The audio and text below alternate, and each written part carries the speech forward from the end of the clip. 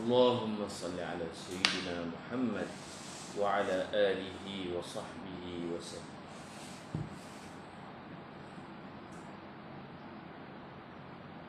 اللهم صل على سيدنا محمد وعلى آله وصحبه وبارك وسلم. الفاتحة.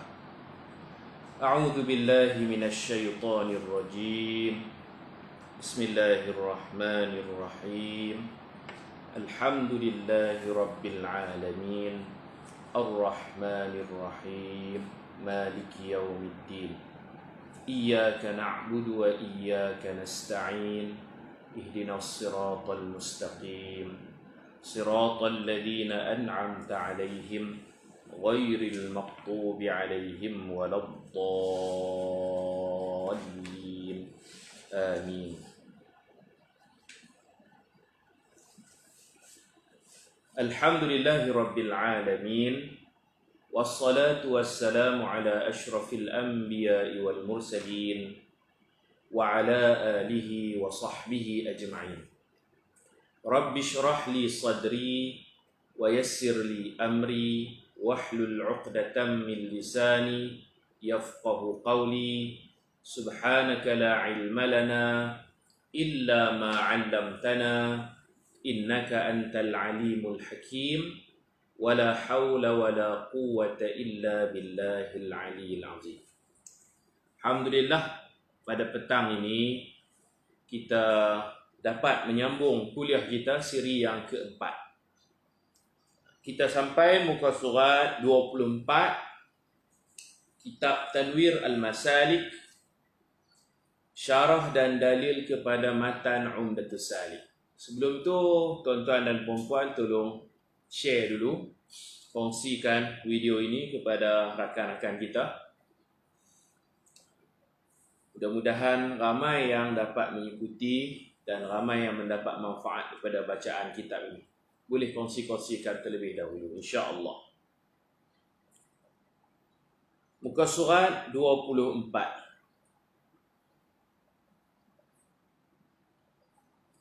Tajuk Babul Adhani wal Iqamah. Bab Adhan dan Iqamah. Adhan pada bahasa Arab bererti seruan dan pengumuman. Itu azan. Seruan dan pengumuman.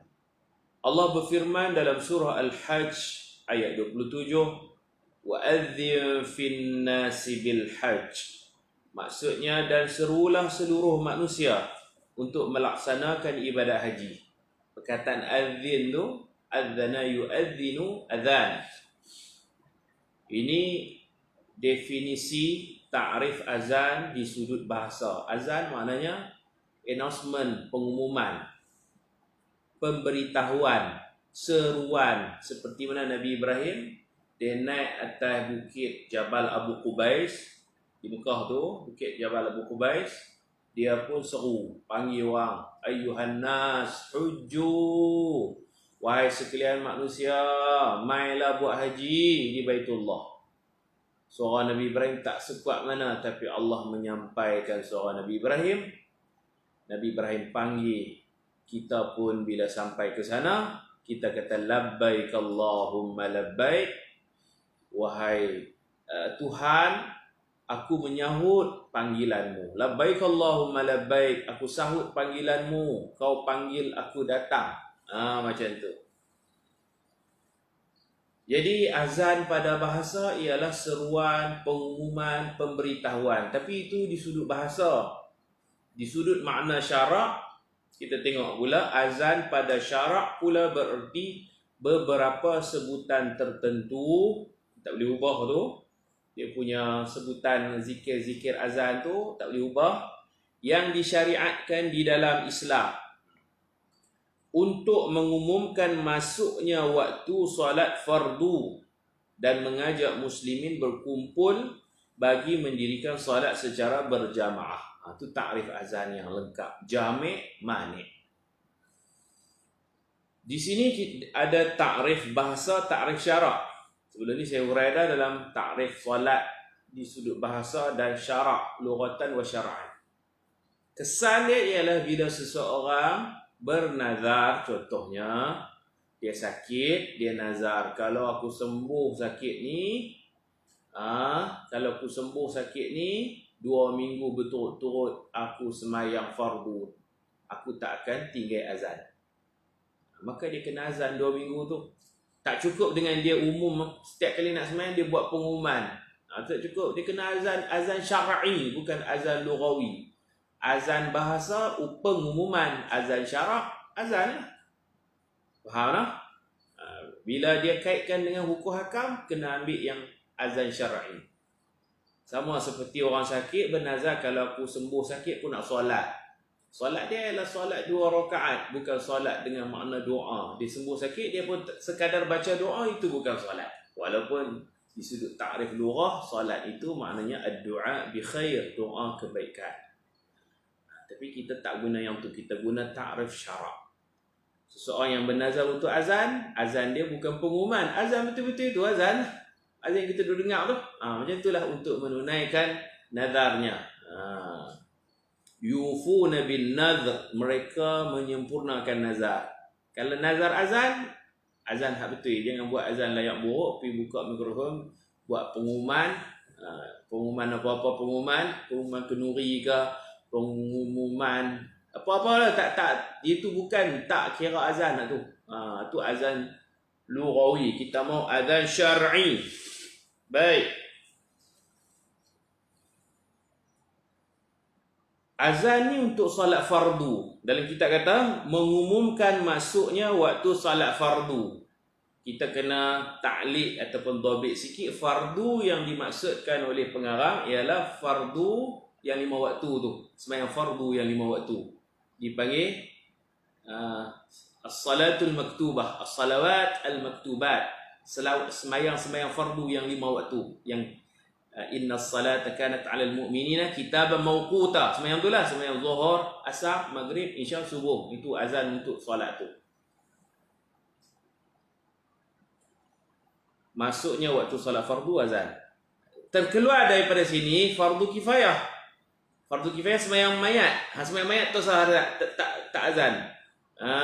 Tidak disyariatkan azan untuk fardu kifayah. Fardu yang dimaksudkan sini ialah sembahyang fardu 5 waktu, salawat al-maktubah, bukan fardu kifayah. Jangan azan untuk sembahyang mayat, tak boleh, bid'ah, tak disyariatkan. Kalau nak panggil orang berkumpul untuk sembahyang janazah, ada lafaz lain, bukan azan, lafaz lain, dengar elok. Lafaz yang disyariatkan ialah kita panggil kan. Kalau tempat kita ni pun pakai okey masuk. Mayat lelaki habis. Macam tu je cara Melayu lah, cara Melayu. Kalau nak bunyi Arab sikit, ganti azannya ialah kita sebut as-salatu ala man hadara. As-salatu ala man hadara min amwatil muslimin. Tu cara nak panggil orang berkumpul. Kita nak sembahyang mayat dah ni, tak lama dah. Kita kata as-salatu ala man hadara min amwatil muslimin. Tempat kita Melayu Malaysia ni tak ada lagi lah orang sebut macam tu. Cuba popularkan. Katalah janji sembahyang mayat pukul 11 pagi, 10.58, 10.59 tu boleh dah. As-salatu ala man hadar min amwatil muslimin. Kalau ramai lah. Kalau seorang, as-salatu ala man hadar min mayyitil muslim, min mayyitil muslimin. Ayo sikit kan. Yang mudah, jom nak sembahyang lah. Macam tu je. Begitu juga tidak disyariatkan azan untuk sembahyang sunat. Contohnya sunat tarawih berjamaah. Ya berjamaah tapi azannya tidak ada. Sembahyang gerhana berjamaah tapi tidak ada azan. La azan wala iqamah. Tak ada azan, tak ada iqamah. Sembahyang raya berjemaah ramai-ramai, tak ada azan, tak ada iqamah. Ganti azan dan iqamahnya ialah as-salatu jami'ah. As-salatu jami'ah rahimakumullah. Itu semua roti lah. Itu semua roti. Salatu jami'ah rahimakumullah. Itu ganti dah untuk sembahyang sunat berjamaah. Sunat. Ustaz, bagaimana amalan azan sebelum berangkat untuk pergi buat ibadat haji? Yang ni harus saja, harus. Kerana dulu orang naik kapal layak, sekarang naik kapal terbang.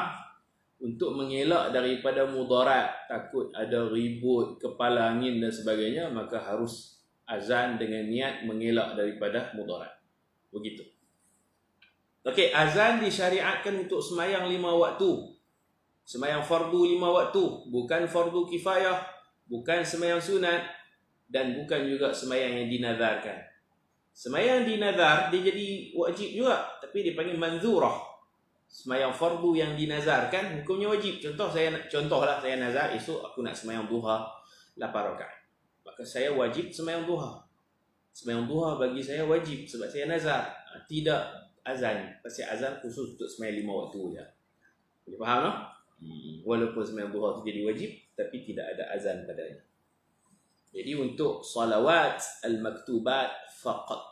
Al-adhan lis-salawatil mafruḍat al-maktubat faqat. Hukum azan, ia adalah sunat kifayah. Apabila ada orang yang melaksanakannya, maka tidak dituntut lagi kepada orang lain. Seorang cukuplah. Dalam masjid tu seorang azan, orang lain tak payah azan. Dipanggil sunnah kifayah. Kalau ada ramai, seorang azan cukup. Tapi kalau tak ada orang lain, dia seorang je, dia nak sembahyang fardu, dia seorang je, yang tu dipanggil sunnah ainiyah, sunat atas diri dia seorang. Saya dia seorang, kalau ramai dia panggil sunnah kifaiyah, kalau seorang dipanggil sunnah ainiyah. Contoh sunnah ainiyah ni, ada seorang sahabat Nabi, nama dia Abu Sa'id Al-Khudri radhiyallahu anhu. Dia subuh dia semayang berjemaah dengan Nabi, maghrib isya pun dengan Nabi, tapi zuhur asar ni dia bela kambing. Jadi zuhur dan asar dia semayang sorang-sorang di puncak bukit. Bela kambing ni kena naik ke bukit. Jadi dia bawa kambing dia mengembala kambing. Zuhur asar ni dia semayang sorang lah. Dia tak semayang dengan Nabi di Madinah, atas bukit tu. Dia tanya Nabi, wahai Rasulullah, saya semayang sorang dengan kambing saya sorang je. Saya semayang ni patut saya azan ke saya semayang terus tak azan? Nabi kata, inni araka tuhibbul ghanam. Aku tengok kamu ni minat bela kambing. Kamu pandai berbakat dalam bidang kambing. Nabi kata bila kamu nak semayang walaupun seorang diri, Nabi kata azan. Bahkan farfa' sautaka bin nida. Kuatkan suaramu dengan azan tersebut. Walaupun semayang seorang. Jadi semayang seorang pun sunat azan. Kerana apa? Kerana Nabi kata suara kamu itu didengari oleh jin, batu, kayu, pokok, semua tu illa syahida laka yaumal qiyamah. Kecuali pokok-pokok, batu, bata, jin yang dengar suara kamu akan menjadi saksi kamu di akhirat nanti.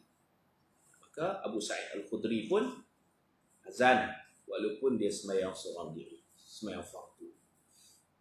Asalnya azan ni nak jemput orang, nak panggil orang berjemaah. Tapi kalau di atas bukit tu mana ada orang, azan pilah. Yang tu dipanggil sunnah ainiyah, sunat atas diri dia, tak ada pilihan lah. Kalau ramai-ramai seorang azan saja, sunat kifayah. Kita kena biasa-biasa dengar tu, sunat kifayah, sunnah ainiyah, kena biasa dengar istilah-istilah tu.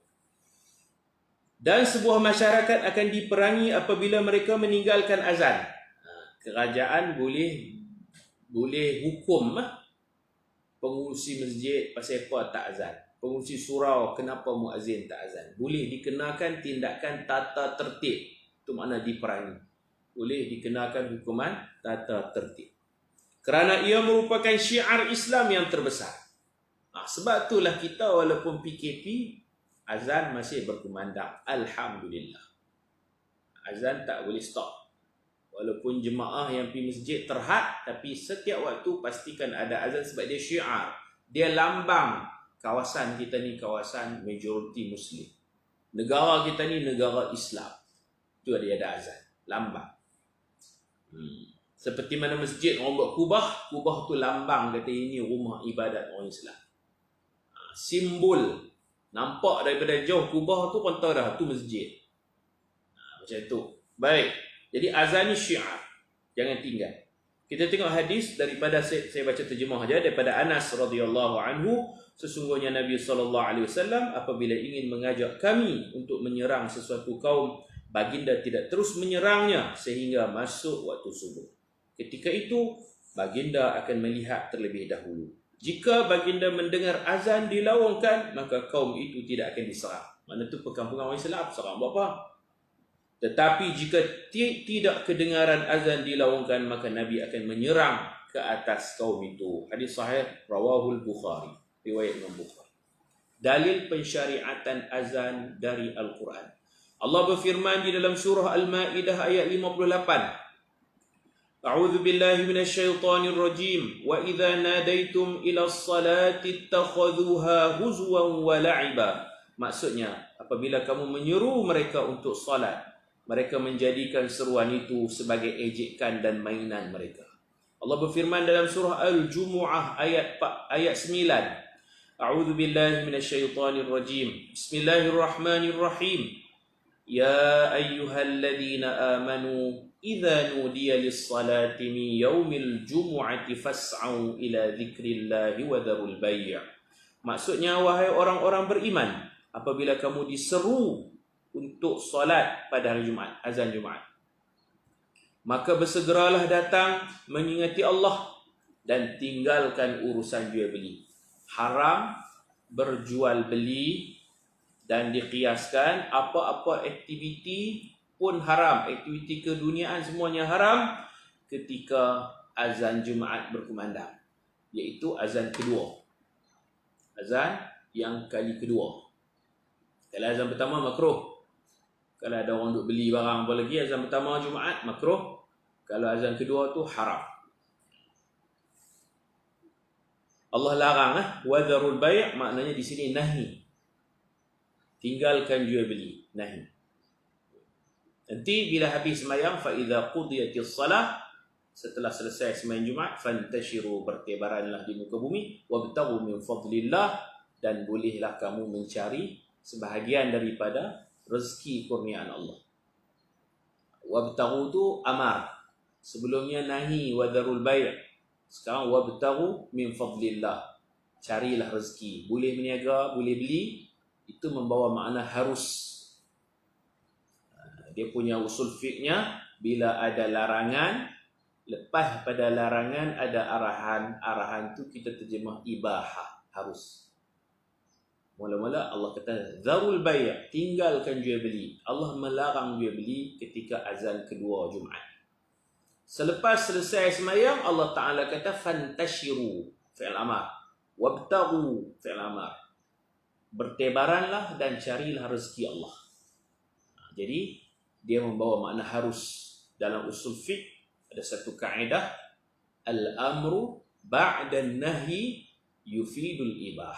Arahan yang didahului oleh larangan, arahan selepas larangan, arahan itu membawa makna HARUS, harus. Al-amru ba'dan nahyi yufidul ibahah, ataupun al-amru ba'dal hadri yufidul ibahah.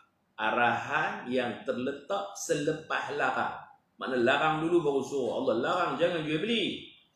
Fa idza qudiyatis salat, bila dah selesai sembahyang, fantashiru, boleh bertebaran sana sini, wabtaghu min fadlillah, boleh buka kedai, boleh beli, boleh jual. Arahan ni arahan harus. Baik. Harus berjual beli. Jadi azan Jumaat yang haram jual beli itu azan kedua. Bukan azan pertama, azan kedua. Ni sesi petang kan Ustaz? Ya. Pagi 7 pagi sampai pukul 8. Petang, setiap petang pukul 5 suku sampai pukul 6, insya-Allah. Setiap pagi dan setiap petang. Kenapa saya kata azan yang kedua? Sebab ayat ni turun zaman Nabi. Zaman Nabi azan sekali je. Azan Jumaat sekali je. Jadi kita kena tahu azan zaman Nabi macam mana. Zaman Nabi bila masuk waktu Jumaat, waktu Zuhur, tak azan lagi. Masuk waktu Jumaat tak azan lagi. Orang pakat mai awal. Pagi tu mai dah dapat pahala seperti berkorban seekor unta. Pagi pukul 8, pukul 9. Kalau mai lambat lagi seperti berkorban seekor lembu. Lambat lagi seperti seekor kambing. Lambat lagi seperti seekor ayam. Lambat lagi dapat korban telur. Macam tu. Kemudian bila masuk waktu Jumaat, orang semua dah ready dalam masjid. Tak azan. Nabi akan keluar daripada rumah Nabi. Nabi akan terus naik mimbar. Nabi akan bagi salam di atas mimbar. Assalamualaikum warahmatullahi. Kemudian Nabi kita akan duduk atas mimbar. Atas tangga mimbar tu Nabi kita akan duduk. Ketika Nabi duduk tu, baru muazzin akan azan. Allahu Akbar, Allahu Akbar. Azan itu haram jual beli bagi lelaki yang wajib solat Jumaat. Kalau peniaga lelaki, pembeli lelaki haram. Peniaga perempuan, pembeli lelaki haram. Nak halal, peniaga perempuan, pembeli perempuan baru halal. Haram tetapi sah. Jual beli sah. Jual beli itu sah. Pertukaran barang tu berlaku. Ya.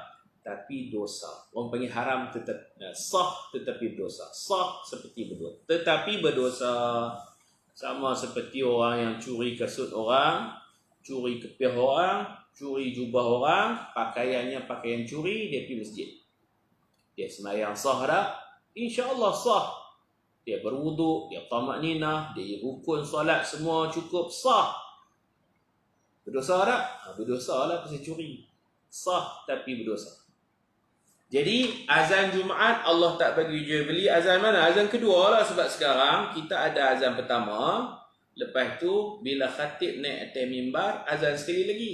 Azan hak kedua tu menyamai azan zaman Nabi SAW. Azan kedua tu menyamai azan zaman Nabi SAW. Jadi azan kedua tu yang haram. Azan pertama makruh jual beli. Dalil pensyariatan azan dari hadis عن مالك بن حويرث رضي الله عنه أن النبي صلى الله عليه وسلم قال إذا حضرت الصلاة فليؤذن لكم أحدكم وليؤمكم أكبركم متفق عليه. Artinya daripada Malik bin Al-Huwairith radhiyallahu anhu, sesungguhnya Nabi SAW bersabda. Malik bin Huwairith ni jugalah yang meriwayatkan hadis Nabi, sallu kama ra'aitumuni usalli. Dia ada kan hadis yang masyhur, sallu kama ra'aitumuni usalli, semayanglah kamu seperti kamu nampak aku salat.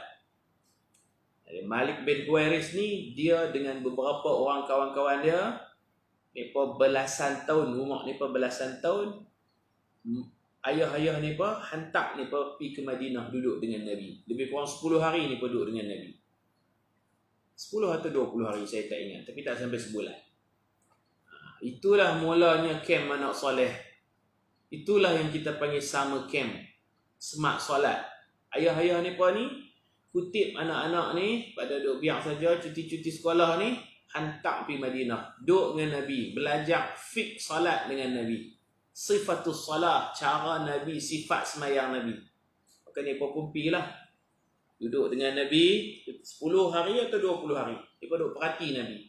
Hari last, kita panggil perasmian penutup kem anak soleh ni, hari last Nabi berpidato. Nabi kata kat mereka, sallu, hampa balik kampung hampa nanti, hampa semayang elok-elok, kama ra'aitumuni usalli, seperti mana hampa duk tengok aku semayang. Hampa duk tengok aku semayang kan dalam 10 hari 20 hari ni. Hampa tahu macam mana aku tunduk rokok, macam mana aku sujud. Hampa tiru bulat-bulat. Semayang macam Nabi.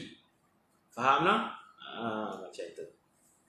Jadi dalam 10 hari atau 20 hari lah, saya pun tak ingat, camp ni duduk dengan Nabi, perhati cara semayang Nabi. Jadi ni antara keratan hadis. Hadis tu panjang.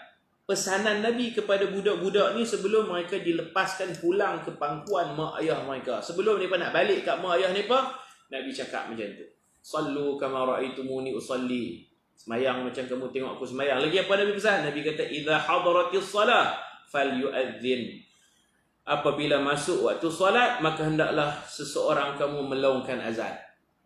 Nabi pesan, hampa mai camp solat, smart solat, kem anak soleh yang dipimpin oleh Nabi sendiri. Nabi kata bila nak balik nanti, balik kampung, masuk waktu, kalau tak ada orang azan, hampa azan. Balik kampung, azan. Saya teringat lagi, saya mengaji di Pondok Derang dulu, bila cuti, Syekh Nikmat akan bagi tausiah pesanan. Antara pesanan dia kepada kami pelajar-pelajar ni yang lelaki, balik rumah, kepiah jangan tinggal. Itu antaranya, pakai kepiah, jangan buang kepiah. Balik rumah pergi masjid. Masuk waktu semayang, kalau muazzin tak ada, azan. Kalau muazzin ada, minta izin dekat Tok Bilal. Boleh tak saya nak azan? Boleh tak cik nak azan?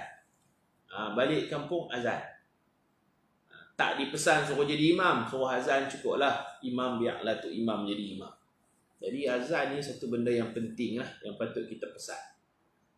Okey, Nabi pesan bila masuk waktu solat hendaklah kamu azan. Wal ya ummakum akbarukum, dan orang yang paling dewasa di kalangan kamu menjadi imam. Jadi budak-budak azan, imam biar Tok Imam lah jadi imam. Pasal dia orang dewasa, dia senior, dia orang tua, biar dia jadi. Azan mula disyariatkan pada tahun pertama hijrah. Ini semua kita tahu dah. Boleh baca lah, siapa ada kitab boleh baca bagaimana Nabi berbincang dengan para sahabat, macam mana nak kumpul orang ni, nak datang berjemaah ni, nak buat macam mana. Ada yang cadang kita nyalakan api. Nabi tak setuju kerana menyerupai Majusi. Ada yang cadang tiup trompet bila masuk waktu solat. Bila tiup trompet, Nabi kata menyerupai Yahudi pula dah. Ada yang kata kita loceng, kita bunyi loceng, menyerupai Kristian. Kalau tempat kita Hindu pun guna loceng. Jadi kalau loceng sekolah tak apa, ni loceng untuk ibadat, menyerupai Kristian, menyerupai cara ibadat Kristian. Nabi tak setuju.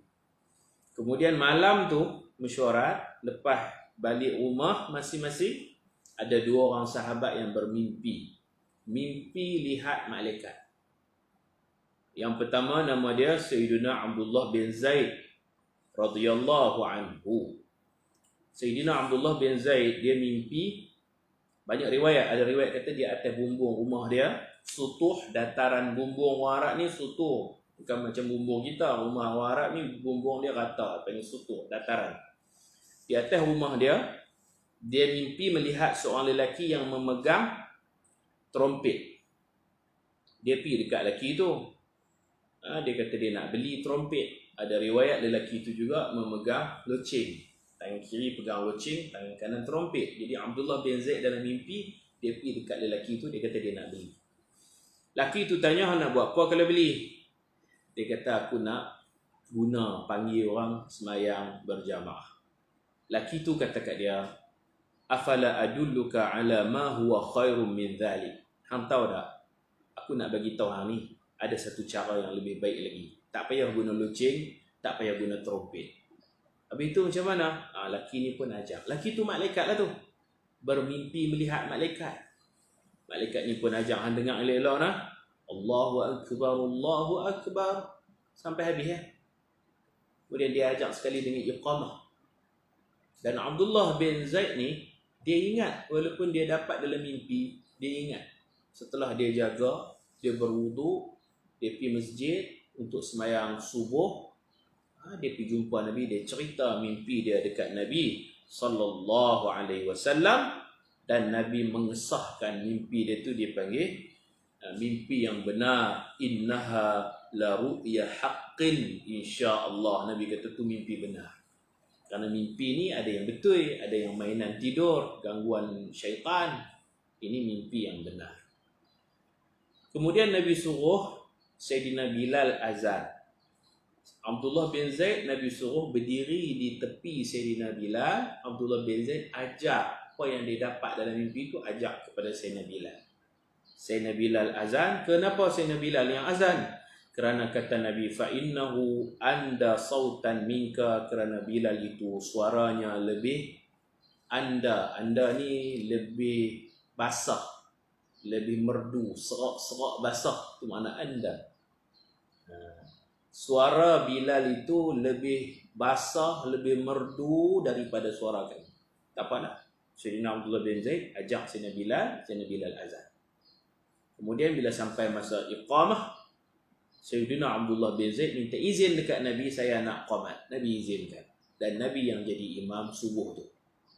Jadi azan Sayyidina Bilal, iqamah Sayyidina Abdullah bin Zaid yang dia juga yang mimpi, dan imam Nabi. Jadi 3 orang lah. Azan orang lain, iqamah orang lain, imam orang lain. Baik, dalam riwayat Imam Bukhari dan Muslim, Sayyidina Umar juga turut bermimpi. Sayyidina Umar pun mimpi. Ketika dia mendengar Sayyidina Bilal melaungkan azan subuh, Sayyidina Umar lari. Yajurru rida'ahu, dia lari cepat-cepat pergi ke masjid. Dan dia bagi tahu Nabi, wahai Rasulullah, saya pun mimpi. Fa kharaja yajurru rida'ahu, dia keluar tergesa-gesa ke masjid dan dia bersumpah, walladzi ba'atsaka bil haqq ya Rasulullah, demi Tuhan yang mengutuskan engkau dengan kebenaran wahai Rasulullah, laqad ra'aitu mithla ma ra'a, saya pun mimpi macam Abdullah bin Zaid juga. Faqala Rasulullah sallallahu alaihi wasallam, maka Rasulullah bersabda, falillahil hamd, segala puji bagi Allah. Ini 2 orang mimpi. Begitu. Apa yang kita nak ta'liq daripada kisah ini ialah malaikat boleh kita lihat. Ada orang Allah bagi dia mimpi tengok malaikat. Boleh dilihat dalam mimpi. Contohnya Nabi pernah cerita seorang lelaki pemurah, dia derma silap. Ada dalam buku saya 40 hadis Nabi Muhammad bercerita. Adalah ni ada. Bermimpi melihat malaikat. Dia derma malam, tersilap. Dia bagi dekat pelacur. Esok pagi baru dia tahu duit yang dia derma tu kepada pelacur. Dia rasa terkilan. Malam kedua, tengah malam, dia derma lagi. Siapa dia derma malam? Dia tak mau terkenal, dia nak jaga hati dia, tak mau riak. Malam kan gelap, dia pergi tengok Rasulullah, dia bagi senyap-senyap. Malam kedua, dia tersilap, dia bagi kepada pencuri. Silap lagi. Malam ketiga pun silap, dia ingat kau orang susah, dia bagi-bagi, rupanya orang tu orang kaya. Esok hari baru terdedah. Orang akan bercakap-cakap, orang kata ada orang ni nak derma tapi tak cek dulu. Tersilap derma kepada pelacur, tersilap lagi kepada pencuri, tersilap lagi kepada orang kaya. Jadi malam keempat dia tak derma dah. Mungkin bagi dia dah serik dah, asyik silap je. Malam keempat dia tidur awal. 3 malam sebelum tu dia keluar cari orang susah bagi. Tapi tak susah ni, apa ni, pelacur, pencuri, orang kaya. Malam keempat dia tidur awal. Katalah lepas main Isya tidur awal. Dalam tidur tu kata Nabi, dia mimpi. Mimpi apa? Mimpi lihat malaikat. Malaikat kata, pasal apa tak derma malam ni? Dia pun ceritalah masalah dia. Malaikat kata, tak apa. Kita kalau derma, walaupun silap orang, kita dapat pahala. Wuqu'ul ajri alal mutasaddiq. Penderma yang bagi sedekah tetap dapat pahala walaupun tersilap alamat. Silap pun tak apa, dapat pahala. Dan la'alla malaikat ni doakan mudah-mudahan derma kamu kepada pelacur. Pelacur tu tak jadi pelacur dah. Memang pelacur tu lepas dapat duit derma tu tak jadi pelacur dah. Berkat keikhlasan. Boleh jadi pencuri tak akan mencuri dah. Dan boleh jadi orang kaya akan meniru kamu, dia pula akan menderma. Itu doa daripada malaikat. Yang kita nak highlightnya ialah mimpi malaikat ni boleh diterima pada akal dan pada syarak. Bahkan malaikat ni kita boleh jumpa di alam nyata pun boleh. Kalau Allah izinkan boleh jumpa. Ada juga dalam hadis ni seorang lelaki yang cari alamat rumah kawan dia. Dulu susah, tak ada Facebook, tak ada WhatsApp, cari, dia rindu lama tak jumpa kawan, pergi cari silaturahim, cari kawan, masuk lorong ni, tanya orang, jauh perjalanannya semata-mata hub, sayang kawan, cari kawan, nak hubung silaturahim. Susah zaman dulu. Di satu persimpangan dia jumpa seorang lelaki Laki tu tanya dia, "Ya fulan, kamu nak pergi mana?" Dia kata, "Saya nak pergi cari rumah kawan saya." "Pergi buat apa?" "Pergi kerana Allah. Nak cari balik kawan ni kerana Allah. Nak ziarah dia kerana Allah." "Kamu ada pasal-pasal lain, kamu hutang dia, main nak bayar hutang ke?" Dia kata, "Tak, saya mana hutang dia." "Ataupun kamu nak balas jasa dia ke?" "Tak, bukan, saya teringat lama dah duk cari dia." Maka ketika itu barulah orang hak kat simpang tu yang kita ingat ke orang, rupanya malaikat. Dia kata, "Saya utusan Tuhan, saya malaikat. Saya nak habaq kat kamu. Innallaha ahabbaka." Sesungguhnya Allah kasihkan kamu kerana kamu kasihkan saudara kamu. Kamu sayang saudara kamu, susah payah, jauh kamu mai cari kawan kamu ni, ziarah dia untuk silaturahim, susah payah. Kita pun lepas PKP nanti kita cari kawan-kawan kita yang lama dah terputus, cari. Yang mana tak ada nombor telefon, cari nombor telefon. Lepas PKP nanti kita ziarah, insya-Allah kalau kerajaan bagi ziarah. Dia kata, "Aku ni malaikat, hang tahu tak? Aku ni malaikat. Aku nak habaq kat hang, Allah sayang hang pasal hang sayang saudara hang, kawan." Di situ kita boleh tengok jumpa malaikat di alam nyata. Ada juga seorang lelaki yang terdengar suara aneh dalam buku ni. Dia berjalan-jalan, dia dengar suara ke atas, suara azan, suara awan, suara daripada arah awan. Malaikat berkata, "Isqi hadiqata fulan, wahai awan, siramkan air hujan ke kebun fulan bin fulan." Jadi lelaki ni mendengar suara, orangnya tak tahu siapa, tapi itu malaikat lah, dengar suara. Baik, azan ni pun macam itulah, terima melalui mimpi. Tapi kita kalau dapat apa-apa ilmu dalam mimpi, kita kena rujuk orang-orang yang alim. Takut mimpi kita tu syaitan. Yang bagi ilmu kat kita tu syaitan. Kena rujuk orang alim. Seperti mana Abdullah bin Zaid, dia mimpi malaikat ajak dia kalimah azan. Dia tanya Nabi dulu, "Betul tak betul?" Nabi kata, "Innaha la ru'ya haqqin." Betul dah tu, itu mimpi yang benar. Okay, wa huma sunnatani fil maktubat. Dua perkara itu, azan dan iqamah, disunatkan pada semua solat fardu 5 waktu. Solat nazar tak ada azan, solat mayat tak ada azan, solat sunat pun tak ada azan, sembahyang 5 waktu je. Termasuk bagi solat seorang diri, sembahyang seorang-seorang pun kita azan, macam Nabi pesan dekat Abdullah bin Abu Sa'id Al-Khudri, minta maaf, Abu Sa'id Al-Khudri yang kerja dia bela kambing di atas puncak bukit.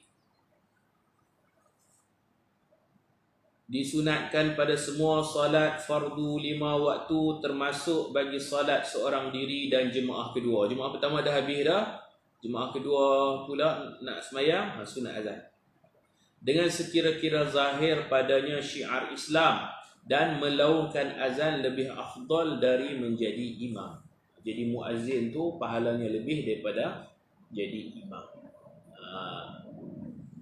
Jadi Tok Bilal muazzin pahalanya lebih daripada imam. Tapi kalau elan tu tentu imam lebih lah. Elan imam lebih daripada elan muazzin. Kita cerita pahala muazzin tu lebih. Saya dengan sebab dia azan, orang ramai berjemaah. Kalau ramai orang mai berjemaah, dia azan suara dia sedap, orang pokok mai punya ramai, banyaklah pahala yang dia dapat. Bayangkan muazzin Masjidil Haram dan Masjid Nabawi, berapa ramai orang berjemaah, banyak itulah pahala dia. Itu fadilat melaungkan azan. Okey, kita tengok muka surat 28. Dan kerana doa Nabi kepada muazzin dengan keampunan dan doa Nabi kepada imam dengan bimbingan, darjat keampunan lebih tinggi dari darjat bimbingan. Ini ada doa Nabi. Nabi doa dekat muazzin dengan maghfirah, keampunan. Nabi doa dekat imam dengan irsyad, bimbingan. Jadi keampunan tu lebih besar lagi martabatnya daripada bimbingan.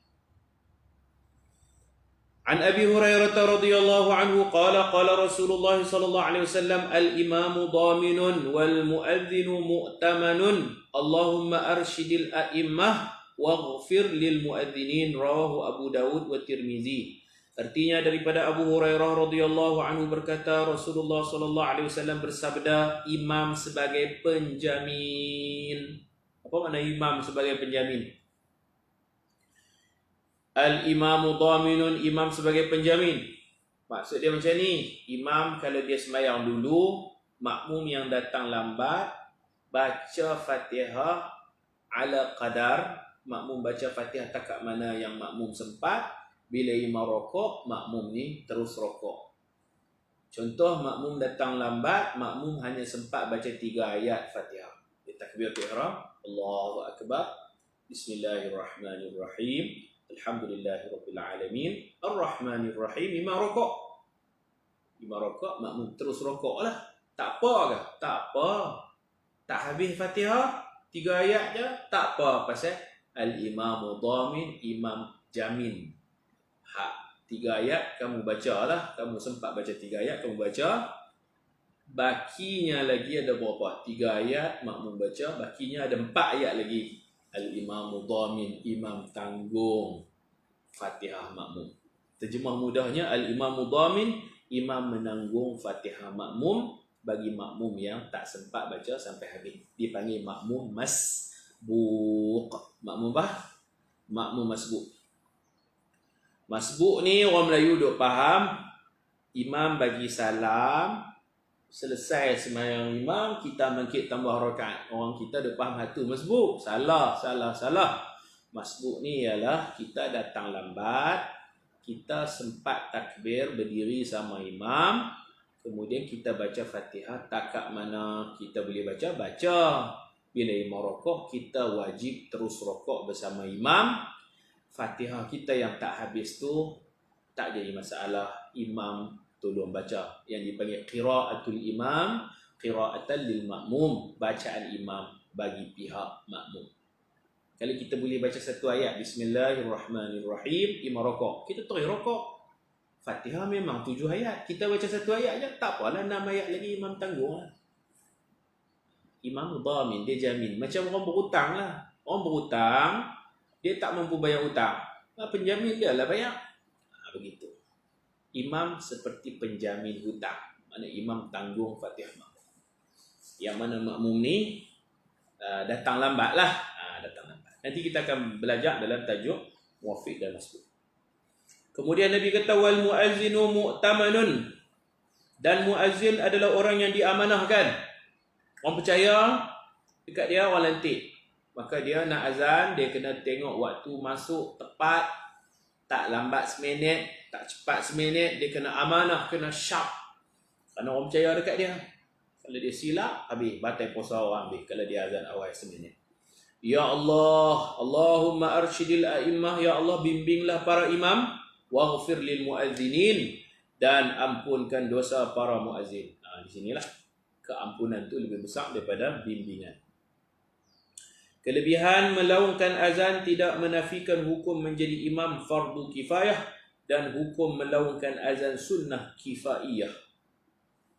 Jadi imam fardu kifayah, jadi muazzin sunat kifaiyah. Walaupun dia sunat, pahalanya lebih daripada fardu. Kerana perkara sunat kadang-kadang pahalanya lebih banyak dari pahala fardu. Azan sunat, imam wajib, pahala azan tu lebih lagi walaupun dia sunat. Contohnya macam mana? Kerana perkara sunat kadang-kadang pahalanya lebih banyak dari pahala fardu apabila ibadat sunat itu menjadi penyebab kepada ibadat fardu. Ibadat sunat menjadi penyebab kepada ibadat fardu, maka ibadat sunat tu pahalanya lebih besar daripada ibadat fardu, ibadat wajib. Contoh seperti hukum memberi salam dan menjawab salam. Hukum memberi salam sunat dan menjawabnya adalah wajib. Bagi salam sunat, jawab salam wajib. Mana pahala yang lebih besar? Memberi ke menjawab? Tentulah memberi itu, sebab dengan memberi salam menjadi penyebab jawabnya salam. Dalam hal ini memberi salam lebih afdal dari menjawabnya kerana salam yang diberi itu menjadi penyebab untuk ia dijawab. Macam itu. Adapun Nabi SAW dan para khulafa ar-rasyidun selepasnya hanya menjadi imam dan tidak pernah melaungkan azan. Tak ada riwayat lah Nabi azan. Nabi jadi imam je. 4 khalifah pun jadi imamnya tak azan.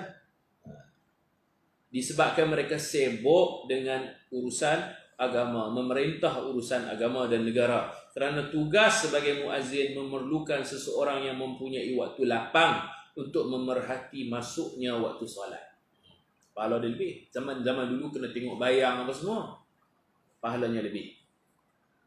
Jadi Nabi tak azan, Nabi jadi imamnya kerana Nabi sibuk.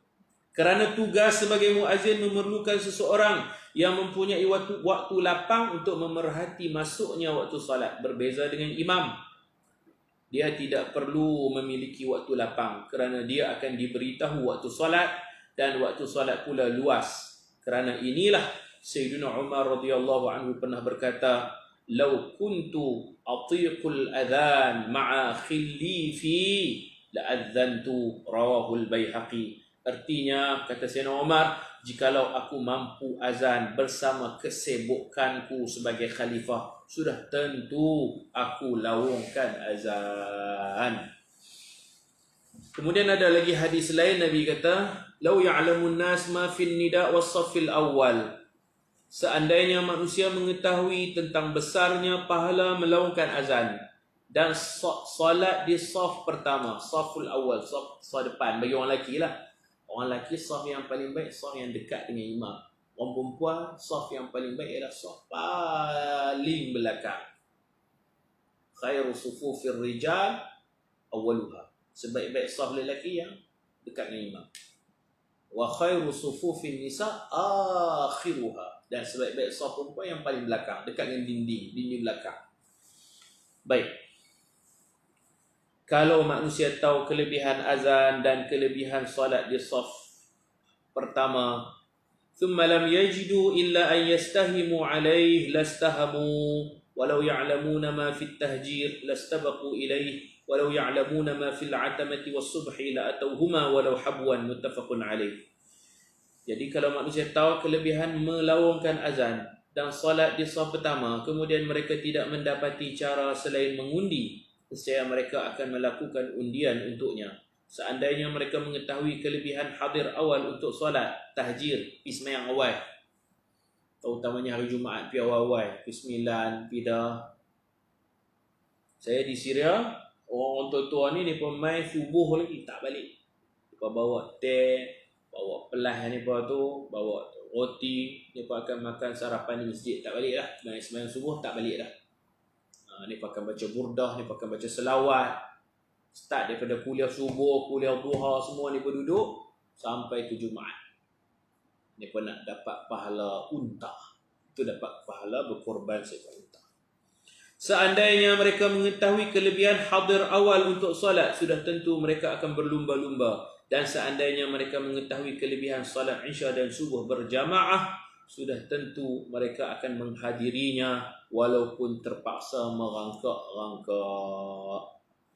Nabi sebut lagi kelebihan azan, apabila idza nudiya lis-salah adbara asy-syaitan wa lahu durat hatta la yasma' at-ta'dhin fa idza qudiya an-nida aqbala hatta idza thuwiba bis-salah adbara hatta idza qudiya at-tathwib aqbala حتى يختر بين المرء ونفسه يقول اذكر كذا لما لم يكن يذكر حتى يظل الرجل لا يدري كم صلى متفق عليه. Artinya daripada Abu Hurairah radhiyallahu anhu, sesungguhnya Rasulullah sallallahu alaihi wasallam bersabda, apabila dilaungkan azan untuk solat, syaitan akan melarikan diri hingga terkentut kuat supaya dia tidak mendengar laungan azan. Syaitan ada kentut, bila dia dengar azan, dia akan kentut kuat-kuat. Dia buat benda tak senonoh, dia kentut kuat. Dia tak mau dengar seruan azan. Jadi kita jangan jadi syaitan. Bila orang azan, kita pelankan. Kalau ada muzik ke apa ke, tutup. Kalau ada radio, tutup ataupun pelankan. Jangan buka bagi derah lagi. Derah itu menyerupai syaitan. Syaitan akan lari terkentut-kentut. Sebab tu juga bila ada orang histeria, kena rasuk hantu dan sebagainya, gangguan makhluk halus, sunat kita azan. pasal kita nak halau syaitan. Disunatkan juga azan bila ada kebakaran, rumah orang terbakar, azan. Selain daripada kita panggil bomba semua, ada orang panggil bomba, ada orang siram air, ada orang ambil bahagian azan. Azan kebakaran. Supaya api tu dia tak merebak ke rumah-rumah jiran yang lain. Dia makan sembuh je. Dia naik tegak, dia tak pergi ke tepi-tepi tu. Azan kebakaran. Kemudian ada lagi azan kanak-kanak yang dilahirkan, kita azan. Mudah-mudahan dia selamat daripada Ummu Sibyan, syaitan yang selalu ganggu kanak-kanak bayi ni, dipanggil Ummu Sibyan. Azan telinga kanan, iqamah telinga kiri. Tak kiralah bayi tu lelaki ke bayi perempuan ke, azan. Azan telinga kanan. Bayi lelaki pun azan telinga kanan, bayi perempuan pun azan telinga kanan. Ini iqamah telinga kiri. Bayi perempuan pun azan, iqamah. Ada orang dia bayi lelaki je, dia buat sunnah ni. Bayi lelaki dia azan. Bayi perempuan dia tak azan, dia qomat je. Tak betul. Bayi lelaki ke bayi perempuan, dua-dua belah telinga dia tu, yang kanan kita azan, yang kiri kita iqamah. Baik, supaya syaitan la yadurruhu syaitan, syaitan tak boleh mengganggu, mengacaunya. Apabila dilaungkan azan untuk solat, syaitan akan melarikan diri hingga terkentut kuat supaya dia tidak mendengar laungan azan. Setelah tamat azan, dia datang semula, syaitan. Sehingga apabila diiqamat untuk solat, syaitan akan lari sekali lagi. Apabila selesai iqamah, dia datang semula untuk mengganggu hati orang yang sedang solat. Dia berkata, ingatlah itu dan ingatlah ini. Sehingga perkara yang asalnya tidak diingati oleh orang yang solat itu, asal dia tak ingat. Tengah sembahyang, syaitan duk peringat dia. Dulu dia tak ingat, tengah sembahyang dia ingat. Sehingga menyebabkan orang itu tidak ingat tentang rakaatnya. Berapa rakaat yang sudah dia solat. Baik, kita berhenti dekat ni dulu. Besok pagi kita akan sambung muka surat 30. Tadi kita berhenti dekat menjadi muazzin pahalanya lebih besar daripada menjadi imam. Ini satu pendapat. Ada pendapat yang kedua kata tak, jadi imam pahalanya lebih besar dari jadi muazzin. Khilaf ulama lah tentang tajuk ni. Tapi majoriti ulama kata tukang azan lebih afdal daripada tu imam. Jangan bergaduh lah bab ni, jangan bergaduh lah. Dua-dua bagus. Tu imam bagus, muazzin bagus. Kita yang dengar azan, dengar dan jawab supaya kita dapat syafaat. Dengar azan, jawab azan. Jawab azan. Kemudian habis jawab, selawat kat Nabi. Allahumma salli ala sayyidina Muhammad. Lepas selawat, baru kita baca doa Allahumma rabb hadhihi ad-da'wati tammah was-salatil qa'imah sampai habis. Jawab azan, selawat kat Nabi, baca doa Allahumma rabb hadhihi ad-da'wati tammah. Jawapan dia Nabi kata, halat lahu syafa'ati yaumal qiyamah. Pasti mendapat syafaatku pada hari akhirat nanti. Pagi esok kita sambung pukul 7 pagi insya-Allah muka surat 30. Alhamdulillah kita 4 siri kita dah sampai muka surat 29. Alhamdulillah, mudah-mudahan kita dapat khatam kita ni. Tolong kongsi, share kepada kawan-kawan kita yang lain supaya ramai yang mendapat manfaat insya-Allah. Terima kasih. Assalamualaikum warahmatullahi wabarakatuh. Subhanakallahumma bihamdika asyhadu an la ilaha illa anta astaghfiruka wa atubu ilaik. Bismillahirrahmanirrahim. Wal 'ashr innal insana lafi khusr illa alladhina amanu wa 'amilus shalihat wa tawasaw bil haqq wa tawasaw bis. Afwan. Terima kasih, sama-sama. Jumpa lagi pagi esok insya-Allah.